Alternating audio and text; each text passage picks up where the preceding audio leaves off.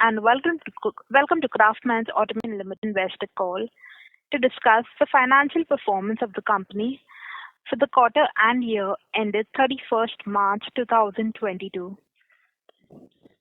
As a reminder, all participant lines are in the listen-only mode, and there will be an opportunity for you to ask questions after the presentation concludes. Should you need assistance during the conference call, please signal an operator by pressing star then 0 on your touch-tone phone.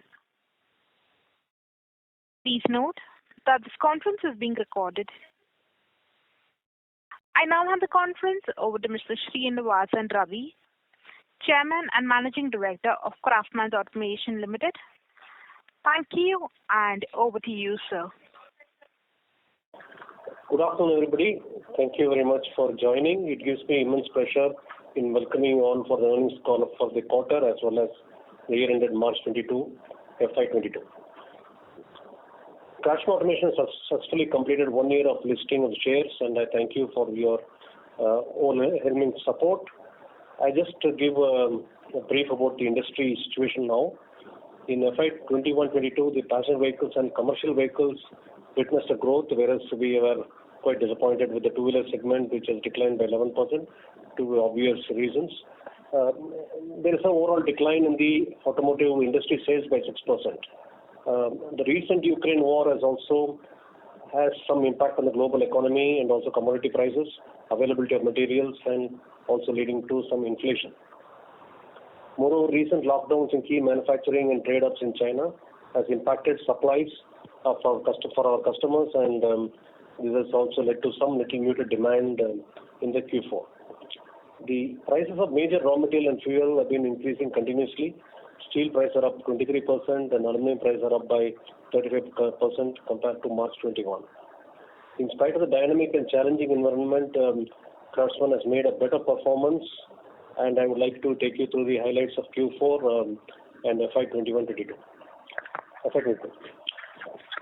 Standalone financials, highest ever sales, 2,200 crore.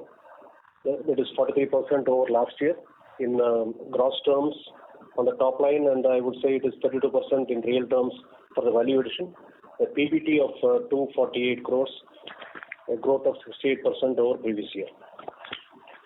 Turnover has grown 43% and stands at 2,206 crore as against 1,546 crore.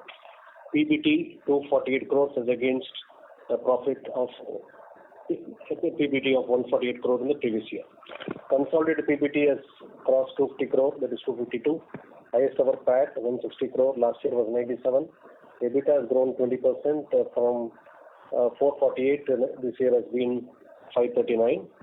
Capex is more or less in line with our depreciation, that is 227 crore, to enhance technological upgradation wherever is required for addressing emerging opportunities.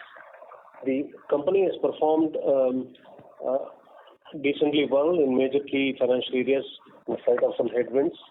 The earlier guidance on the debt reduction has happened little on the capex front and on the term loan front, but not on the working capital. We are hugely driven by increased commodity prices and availability of material on time. So your company had to increase the inventory, and that led to increased borrowing in the working capital. But the term loan we are able to reduce a little. So overall debt has more or less remained same. So that is the only guidance which we had given earlier we could not meet. Debt equity has been improved from 0.72 last year to 0.63 this year. Debt to EBITDA, which was 1.57, now stands at 1.33. EBITDA percentage 29 has dropped to 24, but that is in line with the commodity price increase, which had a pass through, and it will be also in the future. This EBITDA numbers will get recalibrated, and I would request everybody to look at the value addition portion. Ebit from FY21 was 16% and FY22 was 15%. PBT dropped a little from 10% to 11%. PAT has increased from 6 to now 7%. The current ratio, which is from 0.96 to 1.03. ROC Pre-tax, which was 16% last year, now it is 20%. ROE, which was 11% last year, is been now 15%. EPS has improved from 48 now to 76 rupees. Segment-wise results. The automotive powertrain has grown by top line by 42%. That is, the numbers stand at 1,154 crore for the year. But last year was 811. Auto aluminum was 440 crore. Last year was 330 crore, but this is mostly aluminum commodity. Industrial engineering was 612 crore compared to 405 crore last year. Segment Ebit. The powertrain segment Ebit stands at 304 crore compared to 221 crore last year. Auto aluminum Ebit was 10 crore. Last year was 3 crore. Industrial engineering was 64 crore.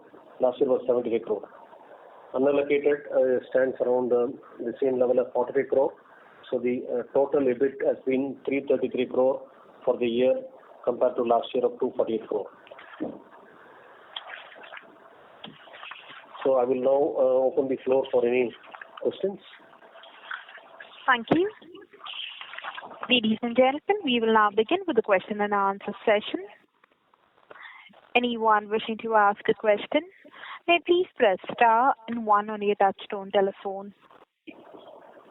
If you wish to remove yourself from the question queue, you may press star and 2. Participants are requested to use handsets while asking a question. Ladies and gentlemen, we will wait for a moment while the question queue assembles.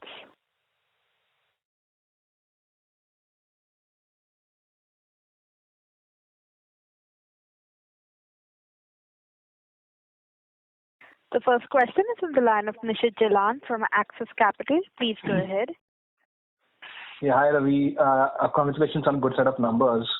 I have 3 questions. The first question is on the overall industry growth across segments. Since you deal in multiple segments, how are you seeing industry growth, especially given the fact that crude has gone up and commodity prices have gone up? Have you started to see any cut in production scheduled by OEMs?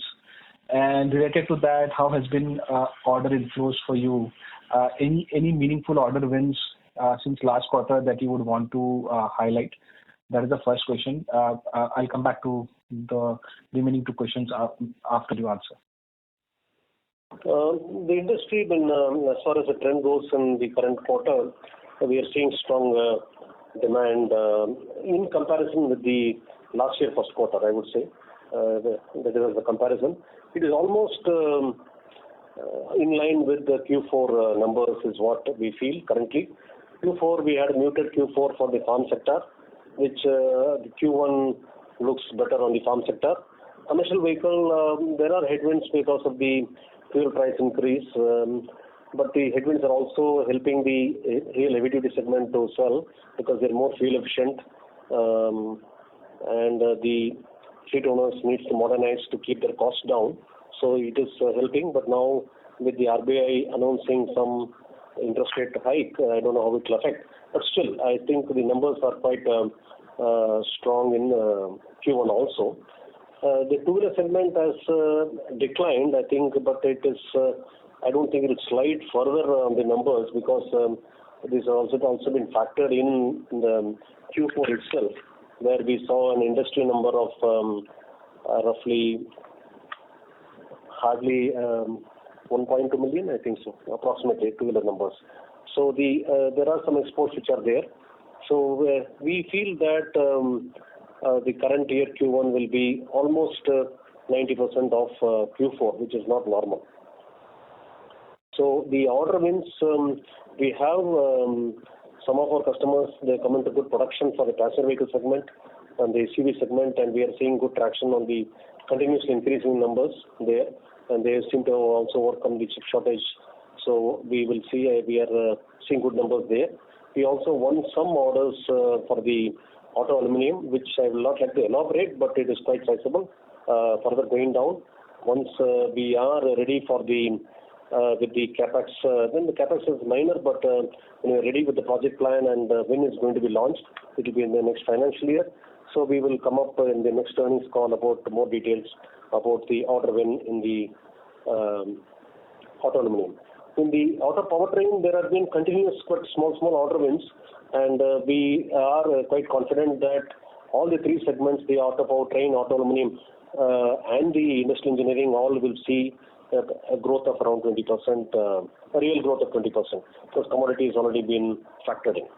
I hope I answered your question, Nishit. Anything specific to elaborate for me? Yeah, I know. Pretty good to hear the kind of growth targets you have.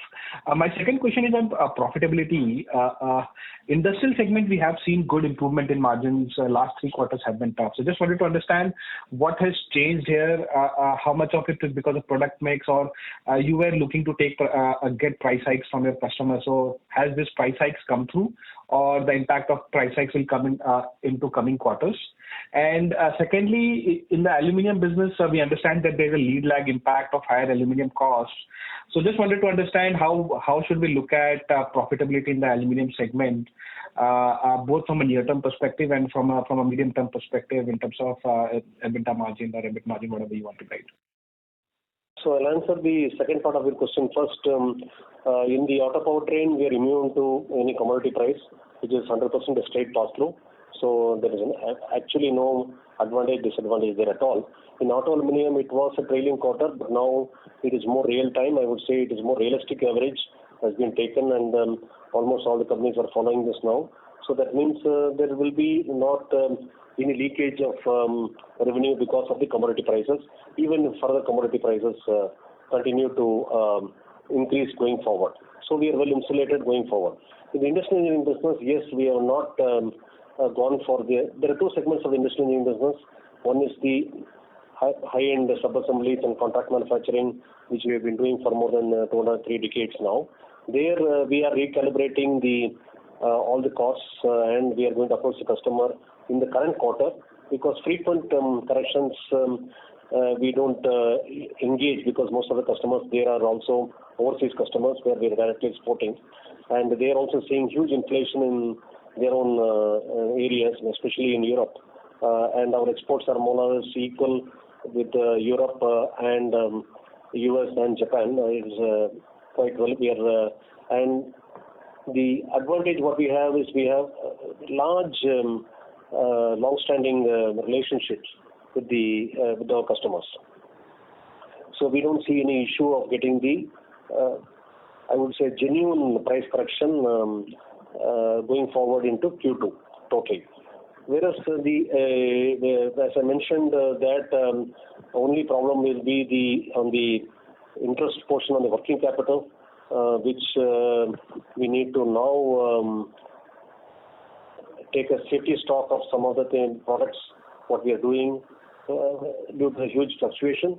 If this moderates, I think our working capital requirements will come down. It also will improve the ROC. So I hope I answered the question, Nishit. So what I can gather from your answer is that in the industrial segment, the price hike benefit is yet to come. So there could be further margin improvement in the segment going ahead. Is that correct understanding? Yes, so that is correct. And the other segment on the I&D, which is the storage solution business, we have made our inroads and we have marked our presence in the market. We are a very strong player now. So on the static racking, we are getting the right prices now. So and commodity also, we are having a good leverage. We have reached the optimum size. We are looking at growing more than 50% in the current year in the storage solution business. Last year also we grew, and last year we have crossed around 250 crores something. 104 crores has become 253 crores. 104 crores has become 253 crores in the last year on the storage solution business. And this year we expect to grow by another minimum of 50%. And the automated storage solution business is also taking off, which the margins are surely better. So the margin on the industrial segment, as far as the influence or the negative influence of the storage solution business which we had last year, will get nullified in this coming quarter itself. Sure. So, Ravi, would you like to give any guidance on the profitability in aluminum business segment? Because that has been quite volatile because of external factors and lower capacity utilization as well.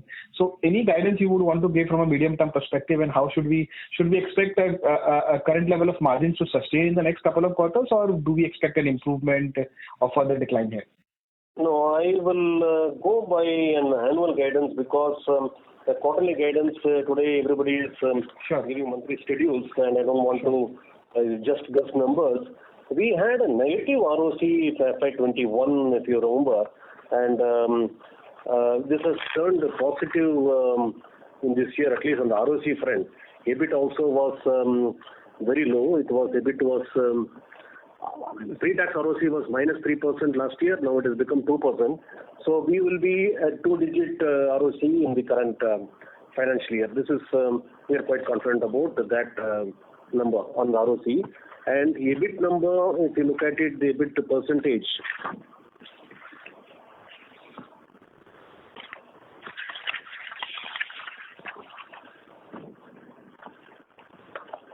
Ebit margin was -3.8% in FY21 for auto aluminum. Now it is 1.9%. So I think the worst is behind us. Here also the Ebit margin we will be surely in two digits going forward. Okay, thank you. Thank you so much. All the best. Thank you. We'll move on to the next question. That is on the line of Sagar Parekh from Deep Financial Consultants. Please go ahead. Good afternoon, sir, and thank you for taking my question. I have two questions. First, I want the capacity utilization number for all the three divisions, if you can give us, please. Can I stick to Q4 and give you the capacity utilization, because for the whole year, capacity utilization, okay, I can give for the whole year also. Yeah. Whole year we were around ranging between 60 to 70% on the auto powertrain for the full year, and some months we had higher percentage. Auto aluminum for the full year has been around 40-odd%. 40? Yeah. Okay. 40? Okay. For the full year is 57% on the auto aluminum, yes. How much, sir? 57? 57. So 40% is what then? No, sorry. I mean, I was looking at some quarter during the time. Yes. Okay. And industrial engineering? Industrial engineering of capacity utilization cannot be exactly calculated because it depends on too many products. So there is a lot of headroom there because it's not capex intensive, it's on product intensive. I think we have a headroom to increase 50% there. Okay, got it. So then this 34% rise in the sales in aluminum products for FY22, which from 330 to 440, that is largely driven by aluminum price increases, or it's volume driven growth as well? Only marginally on the volume driven growth. It is more driven by the price increase, the top line.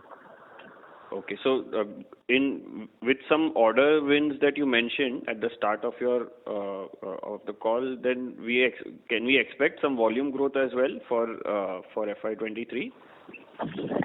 Yes, volume growth is surely there on the cards for FY23, and I would rather give a 3-year number. What was 440 crore for FY22? If I fast forward to 26, I think we'll reach the 1,000 crore number, and we'll be very close to the 1,000 crore number in the previous year itself, the way it is going, the order wins what we're having. But I would not like to elaborate on this order wins currently. And this growth will be driven by passenger vehicle, or will it be mix of? It is on passenger vehicles. A little on the two-wheeler EV also, but mainly it's on the passenger vehicles. It is a combination of conventional ICE engines, passenger vehicles, and as well as EV also. Got it. And my second question was more on the medium-term outlook, actually on the automotive powertrain division. So I believe that Daimler has decided to stop its medium-duty engines, and they've signed a pact with Cummins to provide this medium-duty engine, right? So for their trucks and buses. So how does that impact us, and what are your thoughts on this? See, Daimler, the top line is quite high because we are supplying along with material, and I think around more than 80% is the raw material cost, which is in the top line. The value addition portion for Daimler, I think it is not a significant number as far as the auto powertrain value addition goes as a whole. What we see is even for Daimler, 80% of the value addition comes from our exports through Daimler to Brazil, and only 20% comes from Daimler India.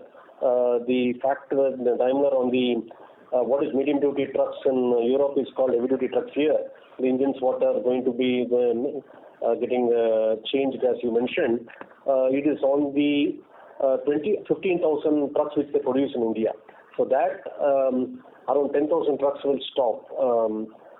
5,000 will continue because these are for other countries where they are still at the old emission level.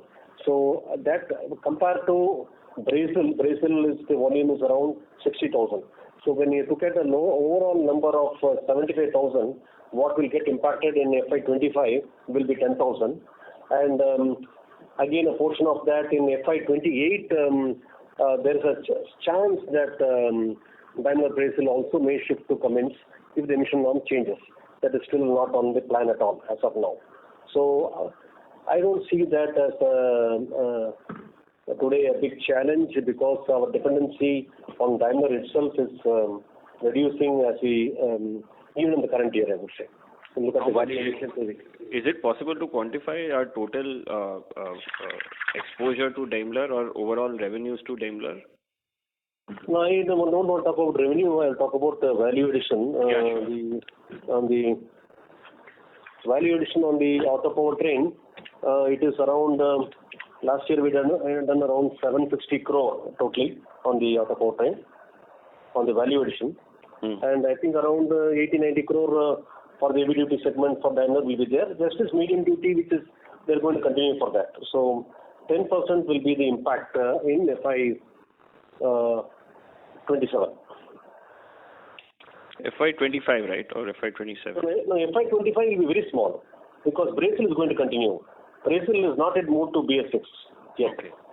So when they move to BS7 only it will happen. That is maybe on the cards for FY28. Got it. So this 80 to 90 crore includes Brazil shipments also from here, Brazil as well as India. Correct. Brazil shipments. Okay. Got it. And the FUSO range will continue as we know.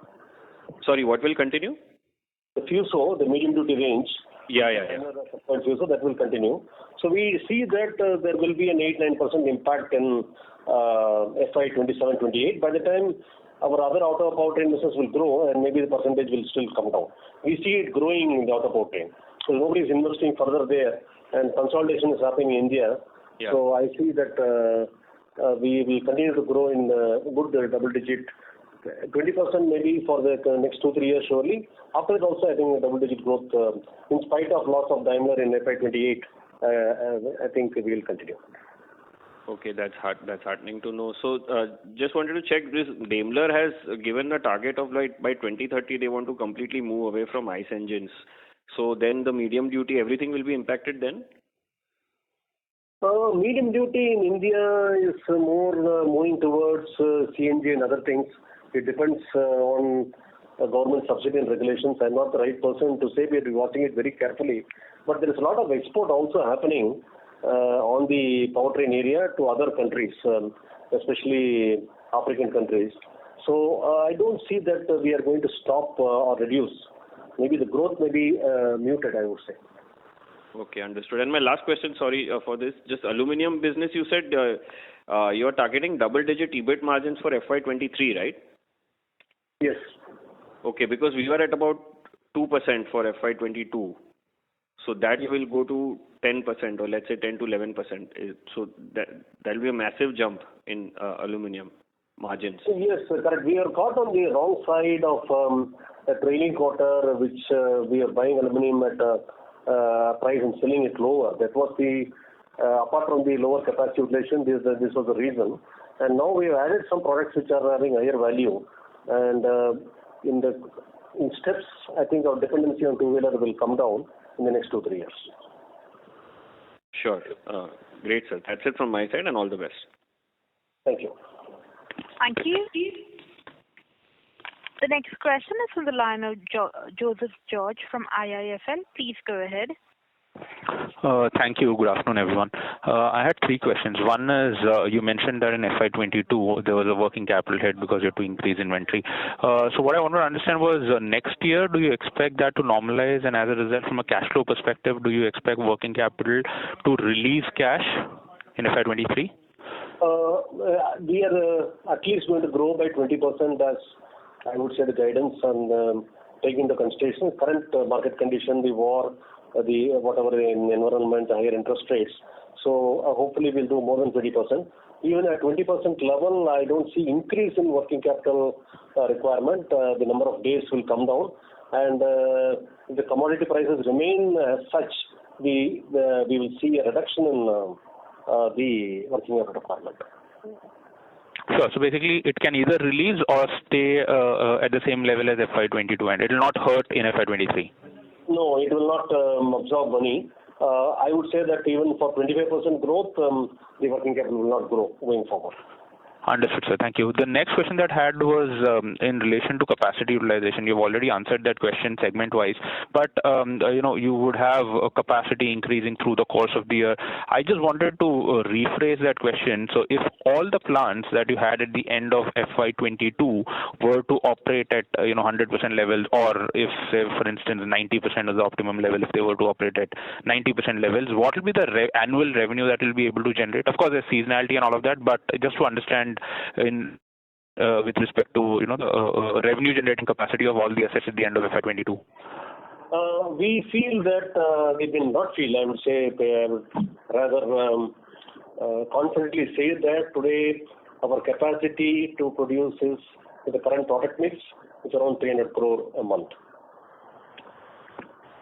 Okay. So that comes to about 3,600. Understood. And so the last question that I had was, could you give the storage solutions revenue for the fourth quarter? I mean, you gave the number for the full year. I thought you mentioned 253 crores. Could you give it for the fourth quarter as well? Yes, we will give it. You can shoot the next question while the CFO is taking the number out. Yeah. I'm done with the questions. Thank you. Okay, just a minute. Then we'll answer that. So should we move on to the next question? Yes. Thank you. The next question is from the line of Abhishek Jain from Dolat Capital. Please go ahead. Thanks for the opportunity and congrats for different set of the numbers in tough time. Sorry to interrupt, sir. You're sounding very soft. Can you speak a bit louder? While Mr. Abhishek Jain asks his question, I will just answer Mr. Joseph's storage solution sales for Q4 was 3.87.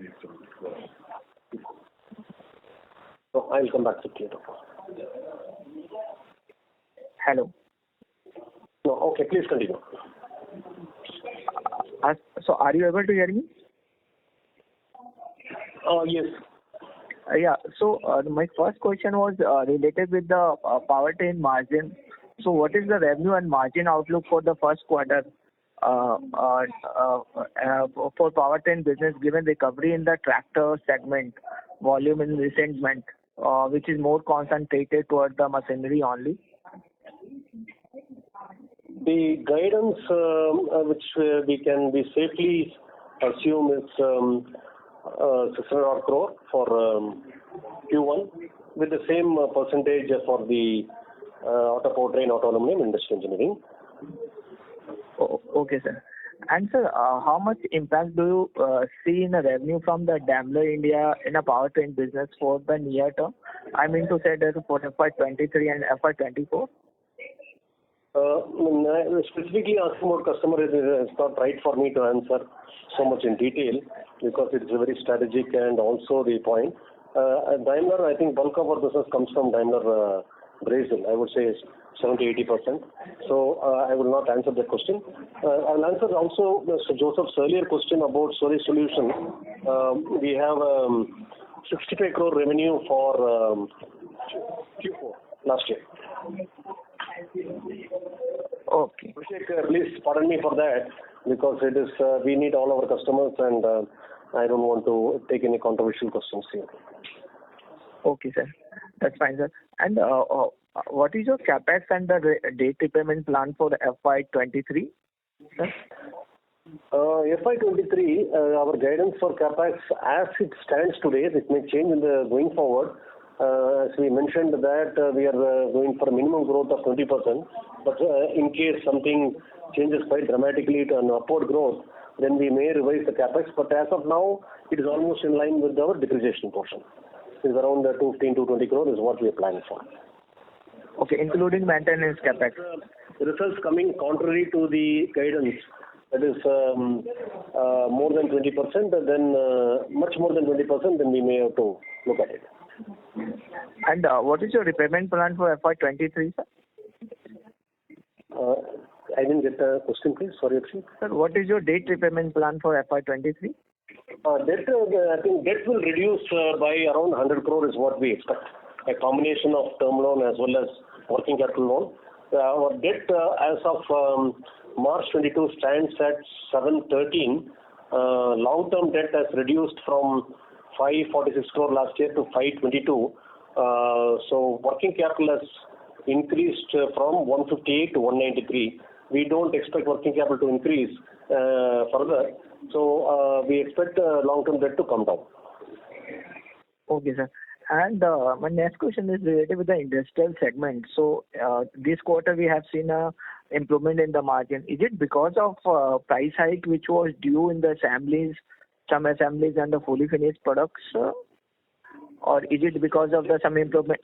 So there are the two. Yeah, I lost you in the first sentence. You're not clear. So there are the two segments in the industrial. One is that storage solution system, and another is the assemblies. So in this quarter, we have seen a improvement in the margin. Is it because of the price hike which was due in the assemblies and sub-assembly side? No, we have not even requested for the price hike in the sub-assembly. We are yet to make the request. So we will be making the request shortly, and we will maybe getting it in Q2, Q3 period. So it is more, I think, the pass-through of the commodity prices for the storage solution, which gave the better returns. So what is the current margin in storage solution business and the revenue in FY22? So it may change from project to project, Mr. Abhishek. So, but we are seeing good improvement there. That's all I can tell you. And today our order book stands on the storage solution. We, as of date, we look at it. We are close to 150 crore pending order. 5 orders. That's a good day. So most probably that this business will grow with a CAGR of 30-35% going ahead. No, I think it will grow at 50% to 60%. And what margin we can assume for this storage solution business? The EBITDA margin may be at a low double digit for the storage solution, but ROC will be in line with the company's overall ROC, which is around 20%, because this is not a high capex business. And overall margin of the industrial side? It is now low. It has dropped from 17% EBITDA to 16% EBITDA. But earlier we used to do 19% EBITDA. With these actions in place, Mr. Abhishek, whatever you mentioned about price correction in the high-end assemblies, and also better pricing for our storage solutions, so we will go back to 17-18% EBITDA margin. Okay, sir. And my last question is from the aluminum business. So you want the new business for the automatic gearbox housing and the e-axles side. So can you throw some more light, like the quantum of the business and the kind of the margin you will get there? For strategy reasons, I will not like to name any customers because you know very well that some orders have been secured, some orders are about to be secured, and I would like to discuss in the next earnings call on this matter, please. So, sir, what was the contribution for the two-wheelers versus four-wheeler in aluminum business in this year, and how would be the mix going ahead in FY23? FY23 will see a change of 5-10% from the current level of the I think it must be closer to 80%.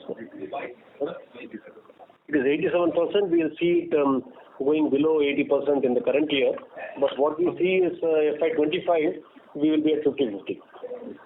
50%. So most probably the business from the PSA will come in FY24 end.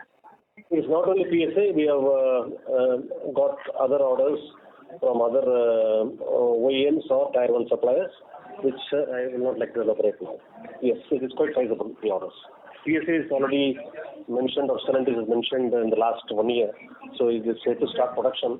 But these new order wins which we are expecting or just taken are going to come into production quickly because we see more speed of implementation by the OEMs themselves for these changes. Okay, sir. Thanks, sir. That's all from my side. Thank you, Mr. Abhishek. Thank you. The next question is on the line of Pranay Roop Chatterjee from Burman Capital. Please go ahead. Hey, good evening. Am I audible? Yes.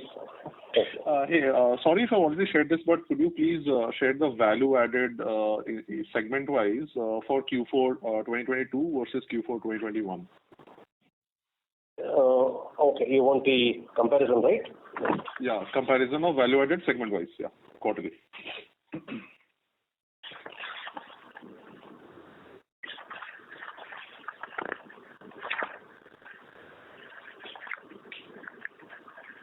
Okay.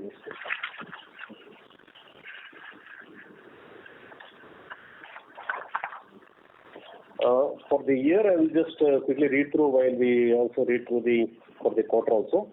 The value add for auto powertrain for FY21 was 542 and FY22 was 762. Auto aluminum was in FY21 was 121 and in FY22 was 147.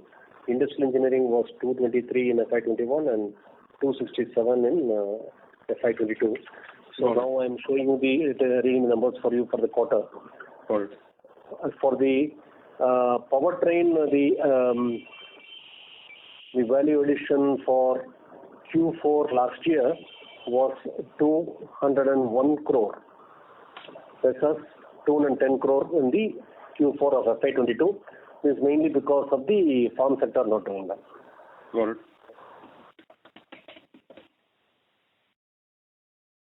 Then for the aluminum segment, Q4 last year the value add was 39.62 and this time is also 36.58. So more or less it's the same. You know, the drop in two-wheeler sales was quite significant in the current when they just passed for Q4. Right. And the value addition for the industrial engineering segment last year was 62 crore and this year has been 84 crore. Excellent. Got it. Okay. And now in your industrial and engineering segment, right, you generated a revenue of 186 crores approximately in Q4, out of which you said 65 crores is storage, which would mean that the other industrial segment is around 121 crores. If I'm not wrong, this 121 crores last quarter was around 90 crores, the non-storage portion. So is it true that it has actually registered a 36% quarter-on-quarter growth, the other industrial segment? It may be, you may be right there, but I would say that these are the industrial engineering segment itself on the other high-end sub-assemblies, we have to look at for the year. Because the one shipment, a bigger sub-assembly product which doesn't go through in that particular quarter, it may reflect in the next quarter. These are not a daily sale figure or a monthly sale figure, so that is what is my take on that. Okay.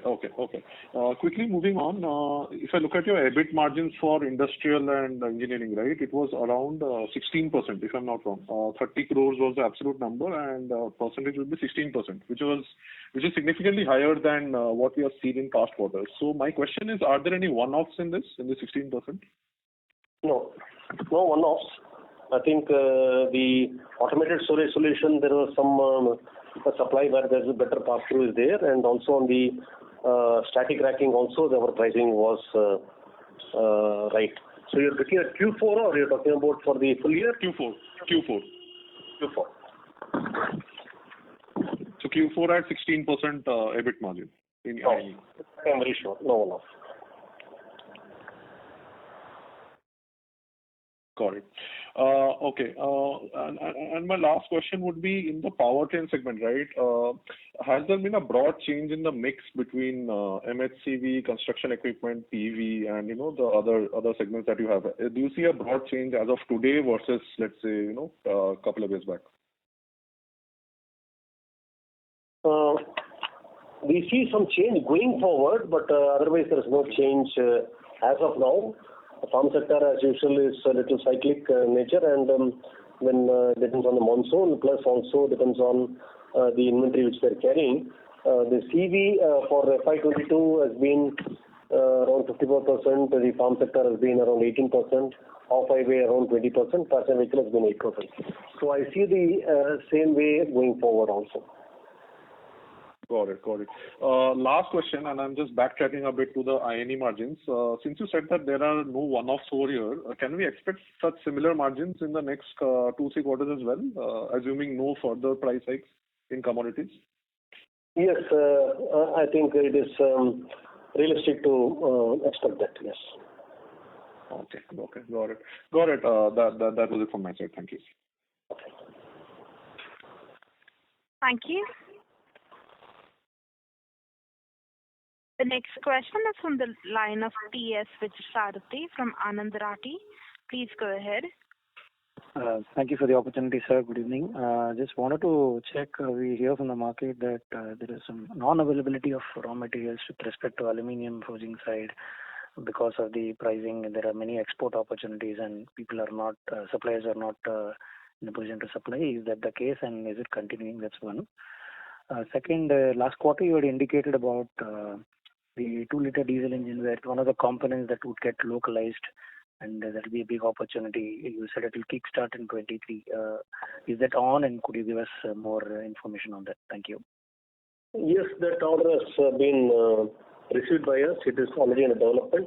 There is also one very good factor. There is a lot of customer participation in the capex. So our capex is very much limited, and there is very good visibility for the next 5 years according to the customer, and is a very popular powertrain product from the world leading powertrain manufacturers. That is a very good win for us. Might not be very sizable, but I see that production here will continue, and maybe this may be used as a global hub in the future. We hope so. At least it's only wishful thinking, but we see other manufacturers from Japan who are making India as a global hub for diesel engines, especially for pickup trucks, small pickup trucks for the African market, which is still at emission level 1, 2, 3, and even also tractor manufacturers are increasing the exports from India to African countries because they're still basic at the emission level 1 and 2 totally, or zero emission, I would say. So the manufacturing and the powertrain business will continue. The first part of the question, the aluminium, there is no problem about aluminium availability. It is only the fluctuating price and the uncertainty in shipment, delay, and for whatever maybe raw materials coming in. Earlier it was also some commodities like surprisingly silicon, which went 3 times more for a short period, just like some of the other manganese for the casting business. Of course, we are not impacted by the manganese. We don't see any issue there on the availability. But now, one point we need to take into consideration is the forex, which is, rupee has been depreciating a little now, and that will have an impact on the import of the basic raw material or the ingots either way. So we'll see some inflation, but I think aluminum has been decently steady in the last 2-3 months. The overall consumption of aluminum has not been great all over the world, so we feel it will be quite stable going forward. We don't see it inflationary. Okay. On the follow-up question on this 2-liter diesel, so does that spread your wings to some of the smaller commercial vehicles also, given that it could be a key component across the segments within the truck? That is one. Second, is there any way that we could help us understand the number quantification in terms of the size and all that? Thank you. We are talking for various orders for the trucks also, for the engines, for fully finished blocks and heads totally. The reason being that the variety is becoming more in the market here. You see the trucks are having now 16, 18 wheels, 24 wheels, something like this. So the number of axles are also more. So we see that migration, and the volume, the number of powertrain requirements, variety is also increasing. So we are getting good inquiries as we are the only manufacturer who can mission these powertrain products to the required precision for BS6 that way. So we see good opportunity. And this is over and above the peak revenue of 1,500 crores that you would do in automotive if trucks were to grow. Am I right, sir? Or this order is part of the 1,500 crores? No, we have done the top line of 1,150 crore in the last year, and we expect to grow a minimum of 20% this year. And as things stand, we also expect that to continue the 20% level for at least next 2-3 years. Then it should moderate. There will be some loss of some business, but there is some additional business, so it should moderate at around 10% growth. Okay. Finally, sir, what is the under recovery in the cost that you had to take up now? And given that the raw material prices have just gone up in the last two months, then we will see that impact. Well, that may not be still in the part of the consumption basket, but whatever is the under recovery that we have till now, could you help us quantify, and therefore the impact that we will see the first half? Thanks. No, auto powertrain, we don't have under recovery or over recovery because it's a straight pass through. Correct. So it is in contract with the customer, and in this case, our esteemed supply partners, very clearly. And in some of the cases, it's only job work where we don't even buy the material. So we are not exposed or there at all. Aluminium, it is more on the real terms now. All the manufacturers have moved into this calculating the method where it doesn't hurt the supplier. Okay, so is under recovery expected in the industrial business, and therefore this current margins may not sustain in the medium term? Is that a fair assumption? Or no, there is no under recovery as of today. We had under recovery for the auto aluminum business last year, but we don't have any under recovery for the auto aluminum business. Industrial engineering business, we are ready to pass through the increases for the high-end product in supposedly manufacturing. On storage, it is at least on Q4, it is real time now, more or less. So I don't see any under recovery going forward. Great. Thank you. Thank you. Okay. Thank you. The next question is from the line of Amin Pirani from JP Morgan. Please go ahead.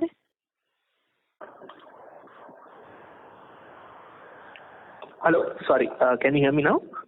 Yes, sir. We are able to hear you. Yes. Thank you for the opportunity. First of all, just wanted to revisit some commentary you made in tractors. I think I was not able to fully follow. You said that farm equipment or tractors is around 8% of your revenues?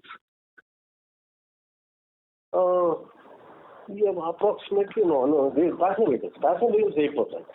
Farm will be, I think 18%, I think so. I don't know. Okay. And you... 20%.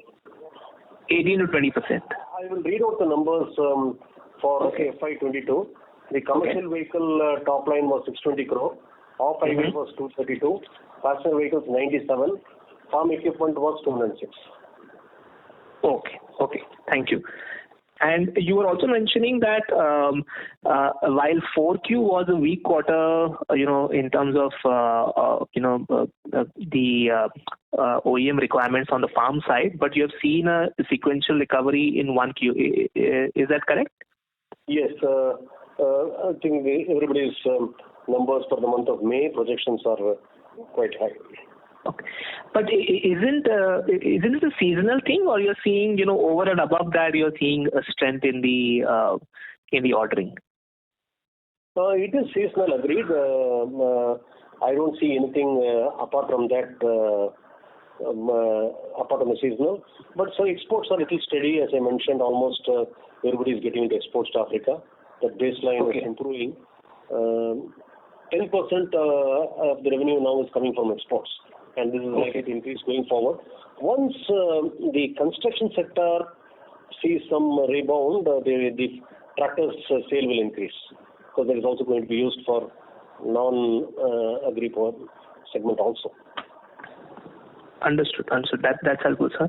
And sir, just on the cost side, obviously there's been a lot of discussion around commodity prices and pass-through.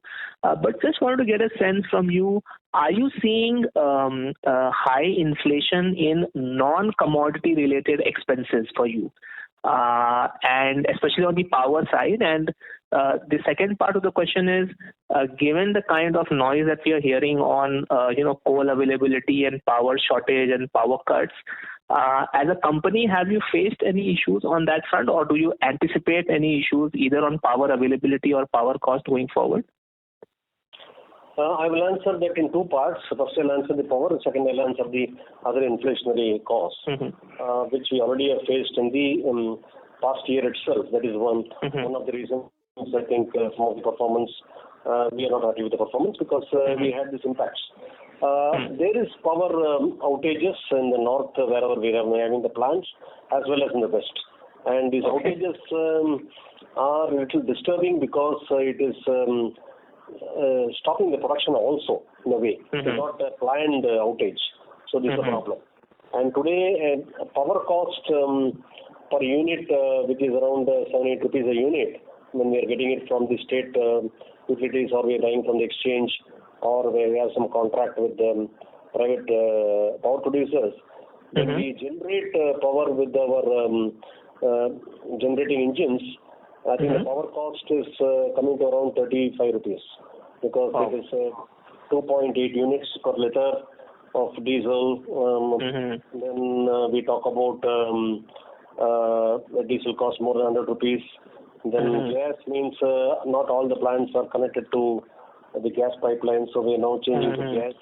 So, but overall, our power cost for the company as a whole is on the top line. Now let us. It's around 5%, and on the value addition portion of it, it may be close to around 9-10% is what my rough estimate is. In the 9-10%, I think on the value addition will increase surely going forward. So it may shave off 1 or 2 Ebit percentage points, but I think better capacity utilization and top line growth will lead to better overheads absorption, and that should more than nullify that. I will come to the elephant in the room. The elephant in the room is not the power for us. It is not a commodity for us.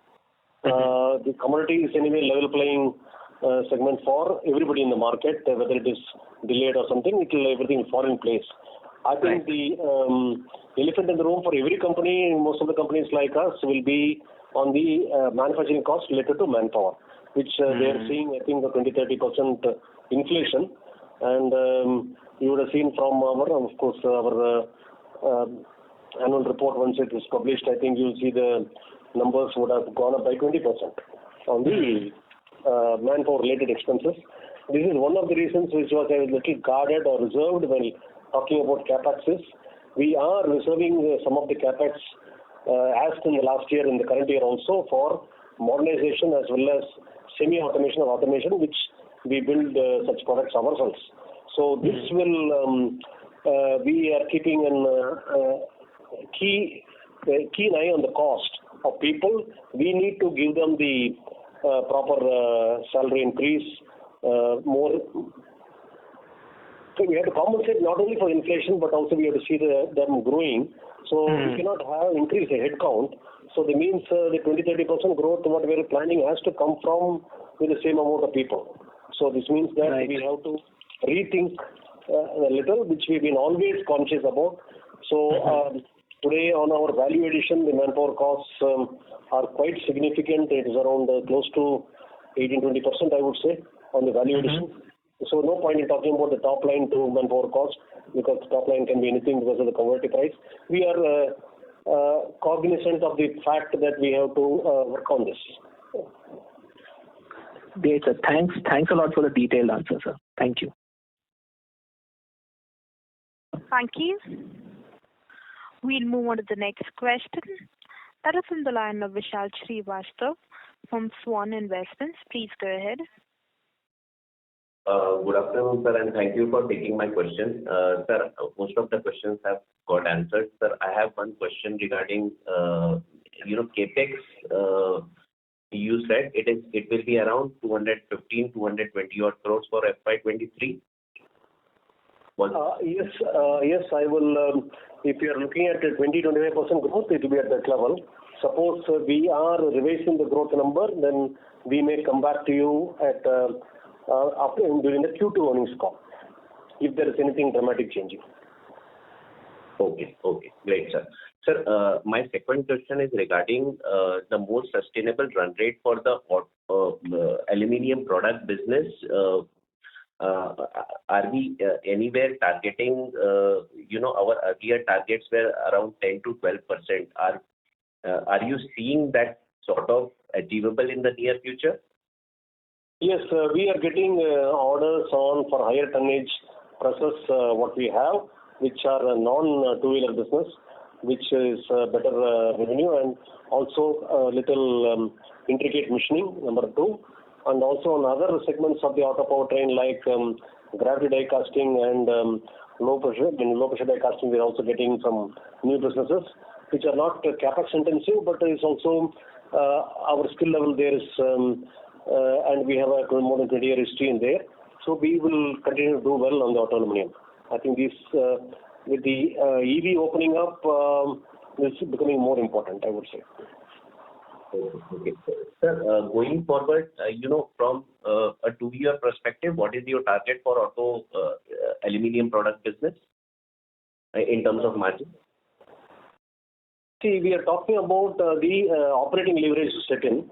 So when you're talking about FY26, I can very confidently say the top line should be in the region of 1,000 crore. That is very clear. The FY25 depends on how the economy moves, what happens in the rest of the world. We are seeing frequent headwinds coming in. So whenever the operating leverage, when you cross the 70% level of the utilization level, I think the margins are set to improve. Okay. Sir, one more question regarding... Take one more sentence added to that. We are the last major entrant in the auto aluminum business. That has to be taken. In spite of that, we have performed. Now with the turbulence in the market with the new products coming in from almost all the PVs, this will change the game going forward, and we may get new customers in our fold. That's what we expect. Great, sir. Great. So, sir, at 1,000 crore revenue by FY26, which you are expecting, can we be near the EBITDA margin of close to around 15-16%? See, the aluminum prices may even change the top line to say 1,100 or 1,200 or 900 if the aluminum prices drops. So I would rather talk about a return of capital employed, which will be very close to above 15% and more close to 20% is what I will look at. And Ebit margins also at a good 2-digit. The EBITDA is a little risky for me to talk about when compared to the top line. Great, sir. Fair enough. Sir, my last question is regarding, there has been increasing trend of, other expenditure in your P&L. This quarter also 133 odd crores compared to last quarter 119 odd crores, and it has been sequentially rising. So any important highlights you want to share? It's in proportion to the sales. I didn't understand the expenses. I wanted to know, is there any one-offs here, or this is the sustainable run rate as a percentage to net sales? You please look at net sales, right? If you look at net sales, yes. There is inflation on the manpower cost, which is going to be there very clearly. You compare to the value addition and net sales, then I think it will be in line. There's no one-off there. Okay. Thanks, sir. That's all from my side. Thank you and all the best, sir. Thank you. Thank you. The next question is from the line of Disha Sheth from Anvil Investments. Please go ahead. Hello. Disha, please go ahead. Yeah. Sir, I wanted to ask, that is, we are concentrating on auto aluminum business, so that will not reduce the overall margins of the company, as powertrain has a very high margin, and the growth in powertrain is just lesser than growth in auto aluminum. So I just want a view on that. No, the auto powertrain is, when we look at it, we have invested long back we started the investment in 2004. So we have net assets, the amount of depreciation level is quite low, whereas the auto aluminum is quite young. That is why you see that as if the margins are lower, but with better operating leverage, the auto aluminum also will pick up the margins. And that is very clear, and both segments will grow. I don't see one segment not growing at all.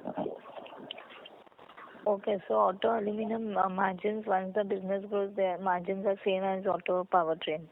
On the value addition, we have to knock off the material cost, then look at the value addition. I think the margins will be the same. Okay. And sir, just a repeat question. You mentioned that Daimler, there was some 760 crore of revenue in FY22, right? Did I get it right? No. I just missed that. No. You mentioned something. I don't want to talk about numbers of customer revenue, which I mentioned. I talked about 760 for the company as a value addition portion of it, and I said that Daimler constitutes to around slightly above two digit on that revenue, on the valuation. Okay, sir. Yeah. And so what is your view on CV going forward, and the CV replacement, both OE and replacement, in the view from powertrain? See, the scrappage policy is a natural phenomenon which is already happening. We don't see a 15-year-old truck running on the highway because it is uneconomical to run it. It is also unreliable. The powertrain life is today's with the increased axle load norms of the government to make it more efficient. I think the powertrain life is only around 600,000 kilometers. And today, good fleet operators are operating an average of around 500,000 kilometers a day. Yeah. So within 4 years, I think the vehicle needs replacement, and the vehicle needs to go for secondary use, where it will take bulk cargo but not heavy cargo.